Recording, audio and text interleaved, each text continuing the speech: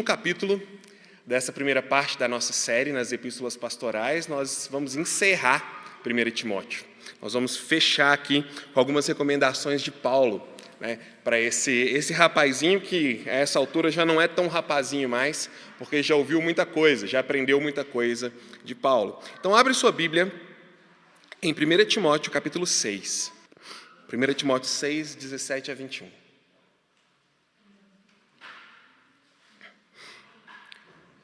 Ensine aos ricos deste mundo que não se orgulhem, nem confiem em seu dinheiro, que é incerto. Sua confiança deve estar em Deus, que provê ricamente tudo de que necessitamos para a nossa satisfação. Diga-lhes que usem seu dinheiro para fazer o bem. Devem ser ricos em boas obras e generosos com os necessitados, sempre prontos a repartir. Desse modo, acumularão tesouros para si, como um alicerce firme para o futuro, a fim de experimentarem a verdadeira vida. Timóteo, guarde aquilo que Deus lhe confiou. Evite discussões profanas e tolas com aqueles que se opõem a você com suposto conhecimento. Alguns se desviaram da fé por seguirem essas tolices. Que a graça de Deus seja com vocês. É interessante porque ele termina o livro, a carta, dando algumas recomendações para os ricos. E se você olhar um pouquinho antes, no mesmo capítulo, você vai ver que ele fala primeiro para os que gostariam de ficar ricos, para aqueles que querem ficar ricos.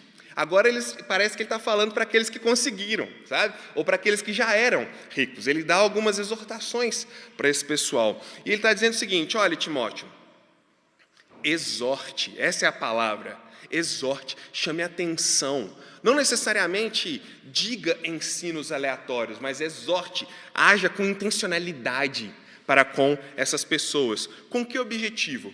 Ele dá uma lista de coisas aqui para que eles deveriam fazer.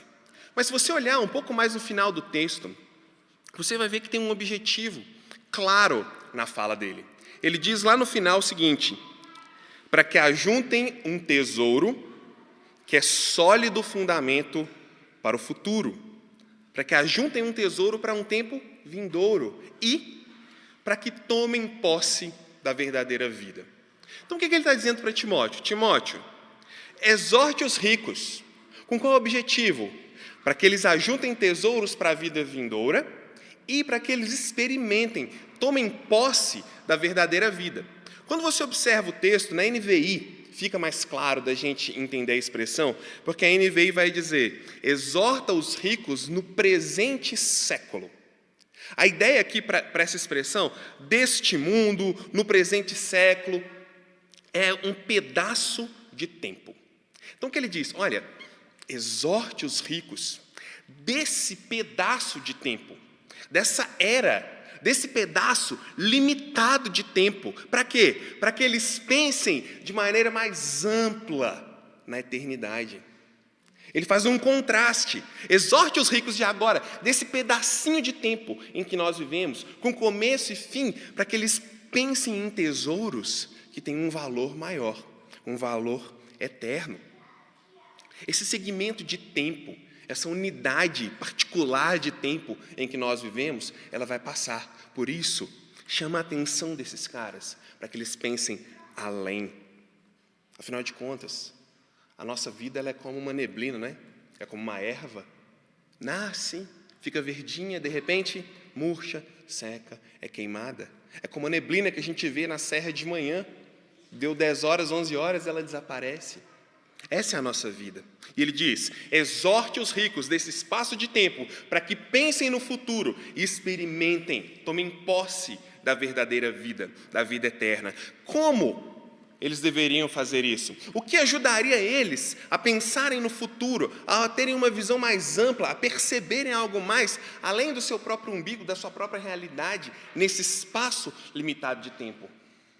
Gente, isso tem muito a ver conosco. O nosso pensamento, a nossa vida, da maioria de nós, ela está extremamente focada nesse espaço limitado de tempo. A gente acorda de manhã pensando nesse espaço limitado de tempo. A gente trabalha pensando nesse espaço limitado de tempo, se relaciona pensando nisso, faz planos pensando nisso. Então, ser lembrados que existe algo mais, de um valor mais perene, é um bom exercício para nós também. E o que ele diz? Olha, exorte esse pessoal para que não sejam orgulhosos. Eu poderia, sinceramente, passar em cada uma dessas, que não sejam orgulhosos, não confiem na riqueza, mas eu estava pensando e eu falei, eu acho que eu vou ser repetitivo, porque eu vou ser talvez até metalinguístico, falar de uma coisa que eu sou, ou falar de alguma coisa que vocês também são, porque a gente sabe muito bem o que é orgulho. E você sabe muito bem o que é o orgulho que a riqueza traz.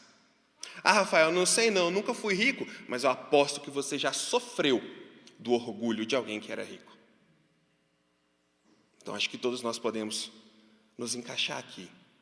A prepotência da riqueza, o olhar altivo, a exclusão, a separação, a mudança que nós sentimos enquanto andamos pela rua. Você já percebeu isso? Você vai andando pela rua, algumas pessoas te cumprimentam, falam oi, de repente você começa a não ver mais pessoas, você começa a só ver carros, prédios e aquelas muralhas. E, nossa, a gente vê essa diferença. Você sabe muito bem o que é o orgulho provocado pela riqueza. Ele diz também, exorta esse pessoal para que eles não coloquem na instabilidade, na incerteza, a NVT vai dizer, da riqueza, a sua confiança, mas em Deus. Legal essa outra comparação, essa outra oposição que ele faz.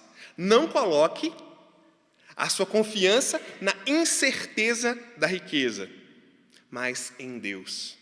Olha Hebreus capítulo 13, versículo 8. Hebreus capítulo 13, versículo 8. Jesus Cristo é o mesmo ontem, hoje e para sempre. Portanto, não se deixem atrair por ensinos novos e estranhos. A força de vocês vem da graça de Deus e não de regras sobre alimentos que em nada ajudam aquele que a seguem. Ele está dizendo, confiem naquilo que é sólido, que não muda. Nós vimos nos últimos dias, nos últimos meses, no último ano, o quanto riquezas são instáveis. Certa vez, eu e minha esposa, a gente decidiu comprar uma cadeira para a nossa casa, e a gente saiu, e a gente entrou na loja, e a loja estava um pouco vazia, e o estacionamento só tinha o nosso carro. Quando a gente subiu, a gente deu de cara com os funcionários, juntando todas as coisas. E nós ficamos super assustados, porque a Etna tinha fechado. Quem diria que aquela loja gigantesca lá da Rajagabalha fecharia? Fechou. E muitas outras coisas. Você sabe o que eu estou falando. Riquezas são incertas. Elas vêm e vão. Mas Deus não. Deus não muda. E ele vai além, ele diz, coloquem a sua confiança no Deus que tudo nos proporciona para o quê? Para o nosso prazer. Eu adorei essa parte.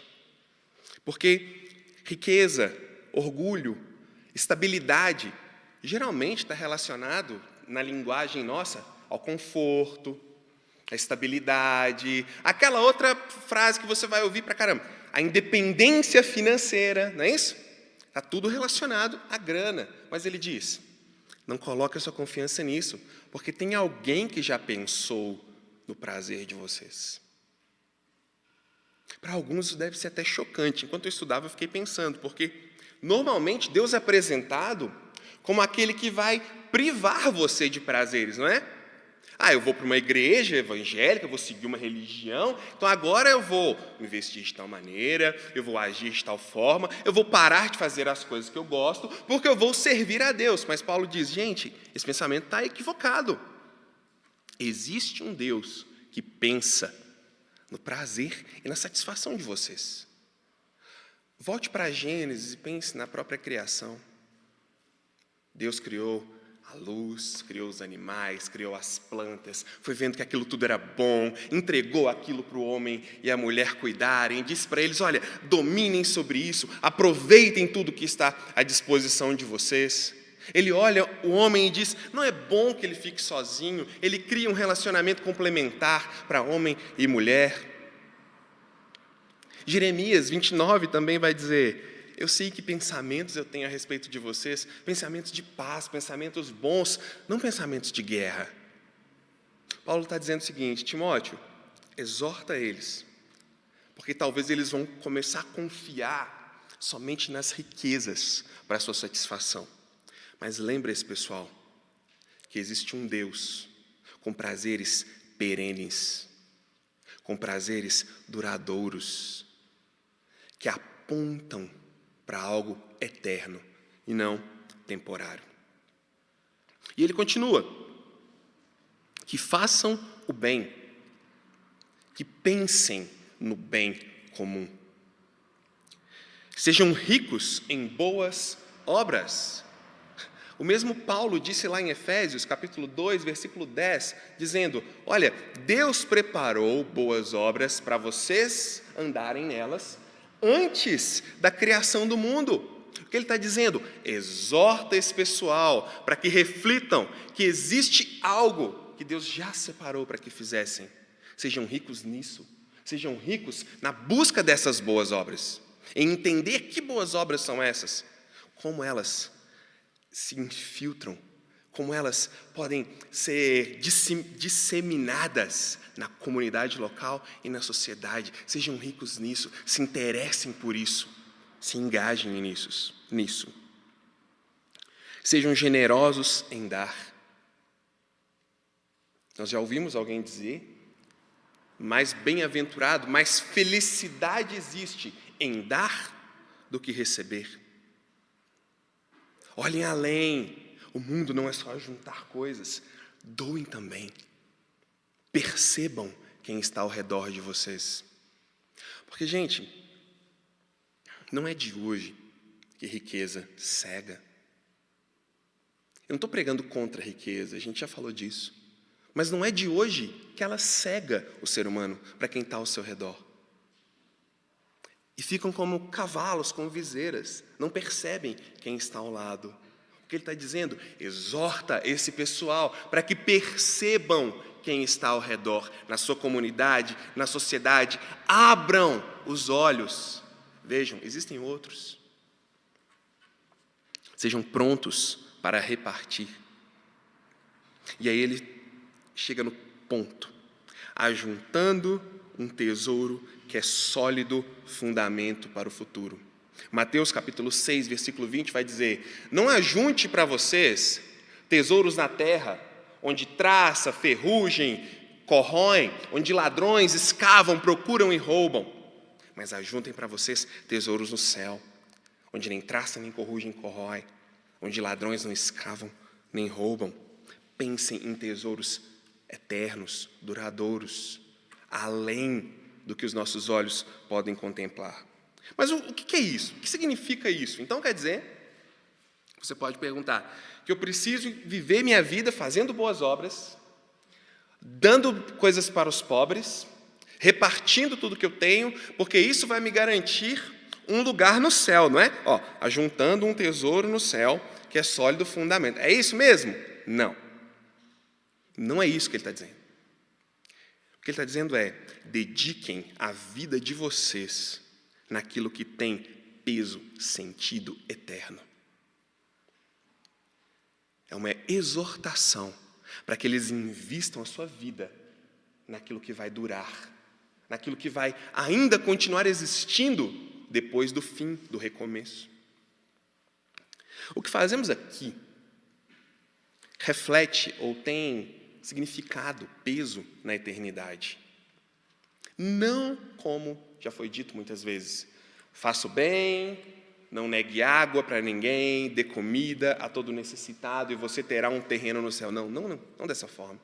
Mas o que fazemos aqui reflete na eternidade. Olha 1 Coríntios, capítulo 3, do versículo 11 ao 15.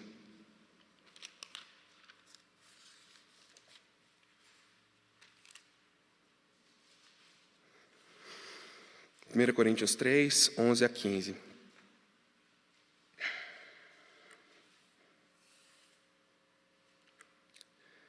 Pois ninguém pode lançar outro alicerce além daquele que já foi posto, isto é, Jesus Cristo.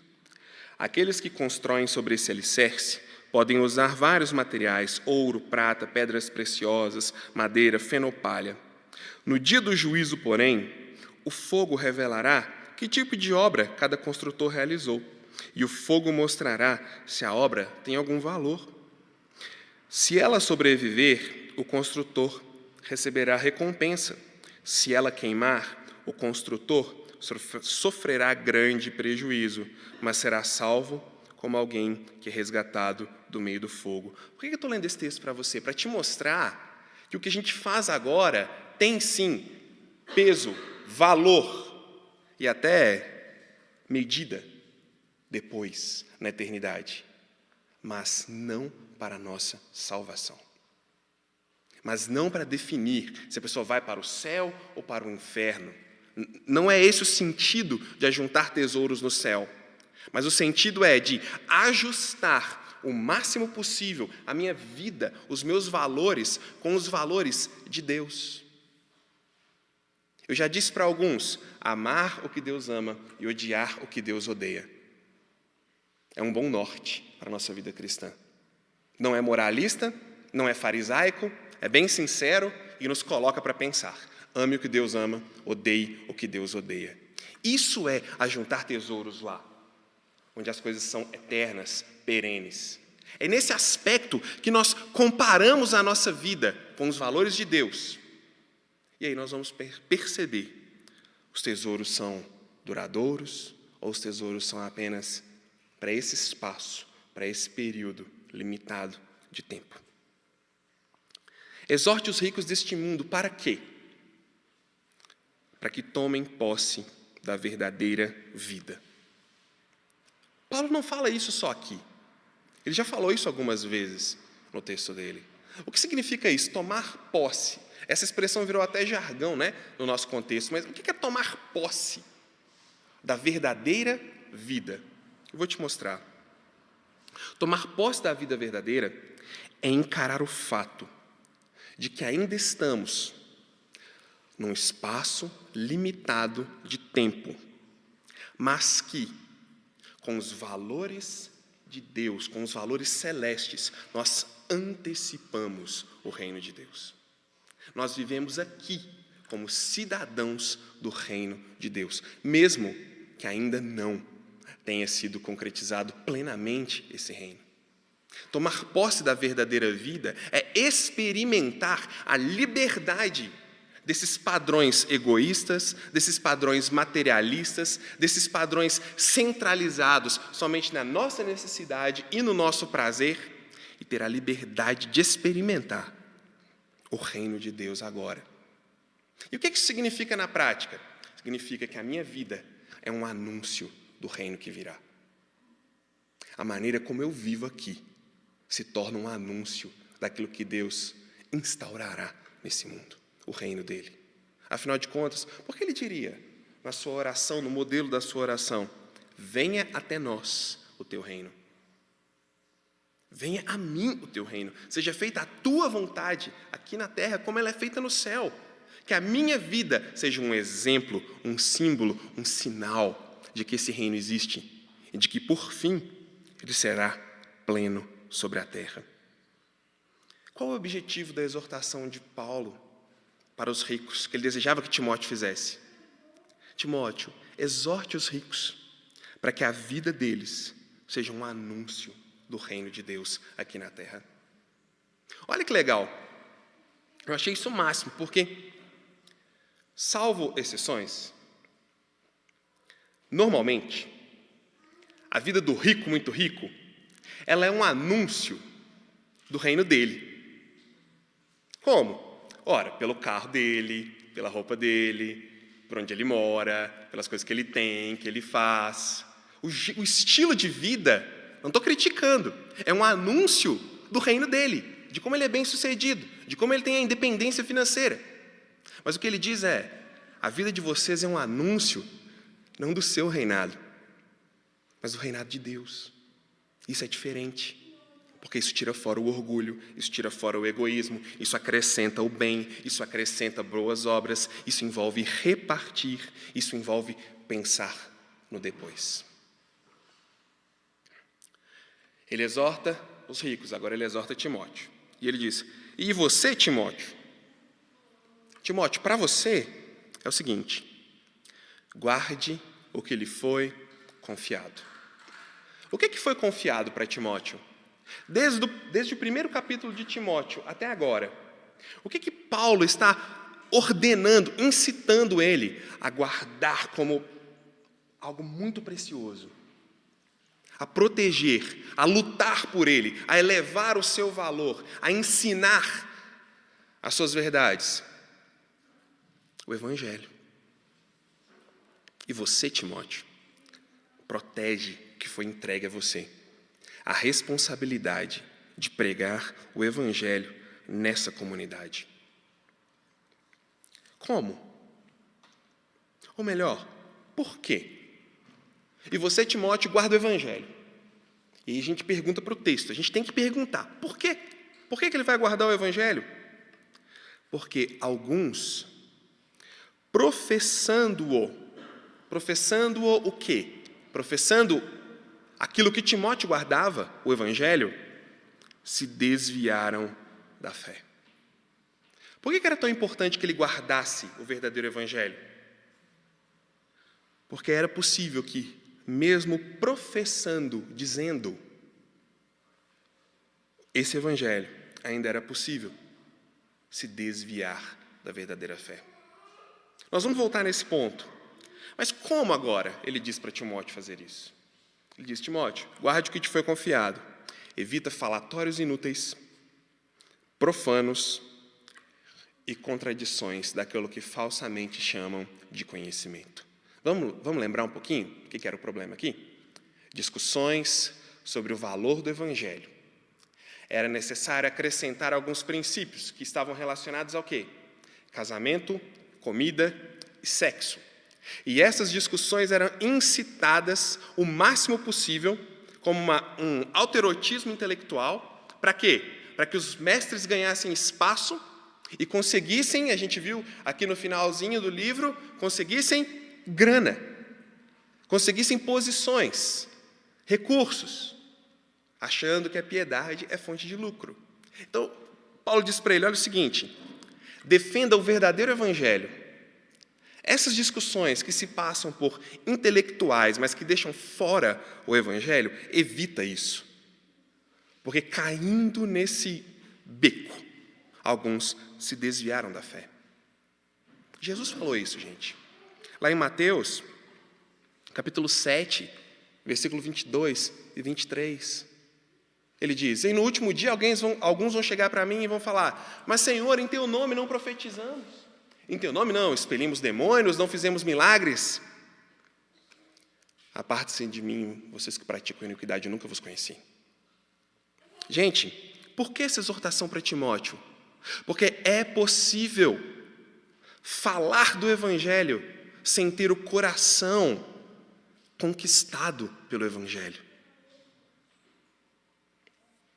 Eu tenho um certo receio, um medo até, vou falar um pouco agora mais para a geração mais jovem anterior à minha, sobre a maneira como o conhecimento é encarado.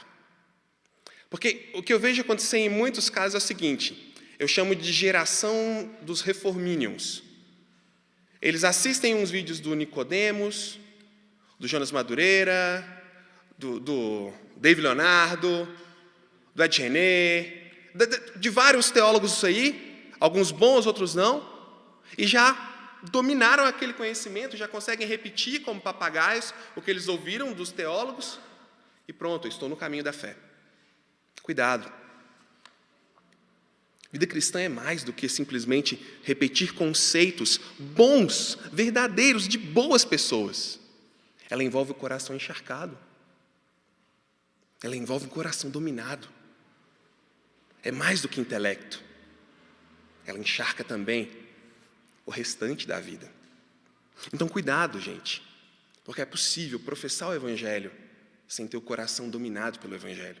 Nada contra ouvir e nada contra essas pessoas que eu mencionei, mas é possível ter o Evangelho na ponta da língua e ter o mundo, para ser um pouco crente, e ter o mundo no coração. Por fim, ele diz: a graça esteja com vocês. Achei legal ele terminar dessa forma. Ele simplesmente dá todas as recomendações para Timóteo, e na hora de se despedir, né, ele não faz muito floreio. Ô Timóteo, então é assim, fica com Deus, né, e tal, Deus te ajude, fica firme. Não, a graça esteja com vocês. Sabe o que é isso? Vai e faz, porque você já tem tudo que você precisa, você já tem a graça.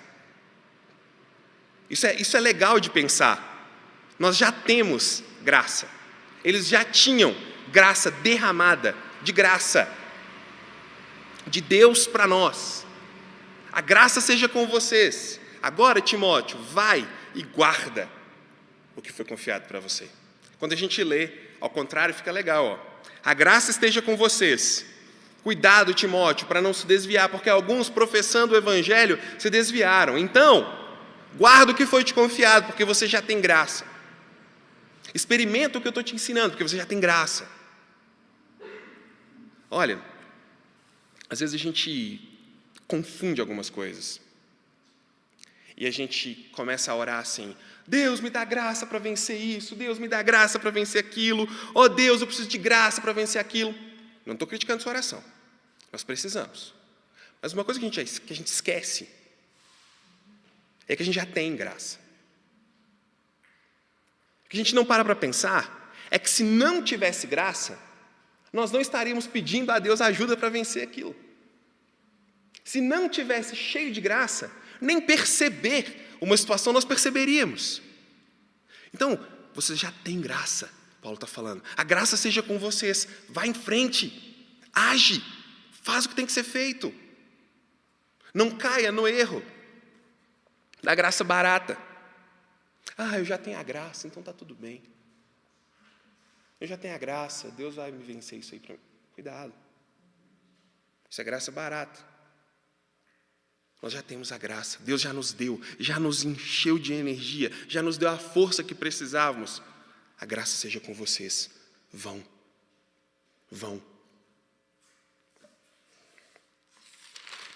Lições que a gente aprende disso. Primeiro, Deus deseja que, como filhos dele, experimentemos satisfação. Ele deseja que a nossa vida seja uma vida deleitosa, apesar de lutas e dificuldades. Ele já proveu ricamente o que precisamos para o nosso prazer. O problema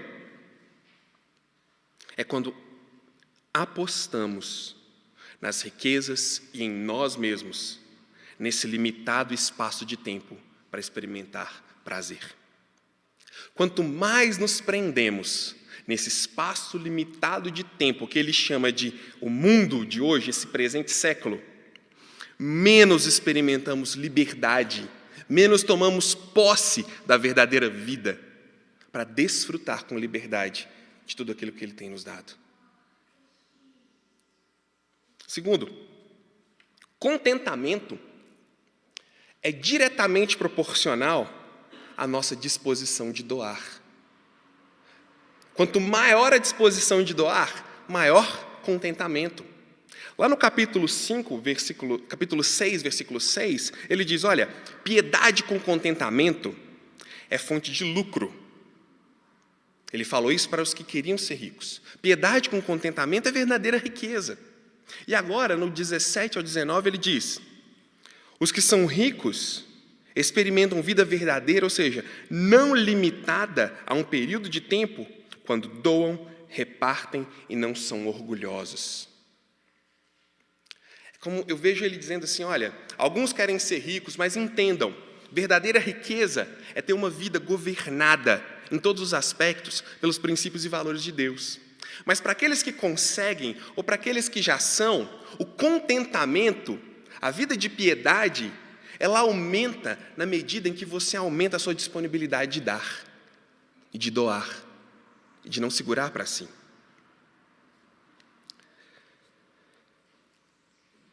Terceira lição. Todo engajamento naquilo que chamamos de igreja, numa comunidade ou na fé, é inútil se o coração não foi conquistado pelo Evangelho. Todo engajamento é inútil se o coração não foi conquistado pelo Evangelho. Nós ouvimos Mateus 7, 22 e 23. Rafael, por que você está enfatizando isso? Por que você está pegando nesse ponto? Porque é possível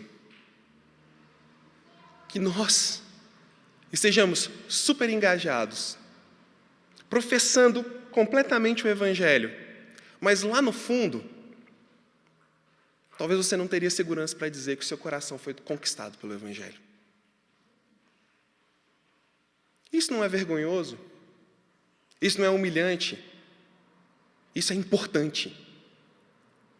Por quê? Porque o dia da salvação é agora, o dia oportuno é agora. Cristo nos chama hoje. Por que você está enfatizando isso, Rafael?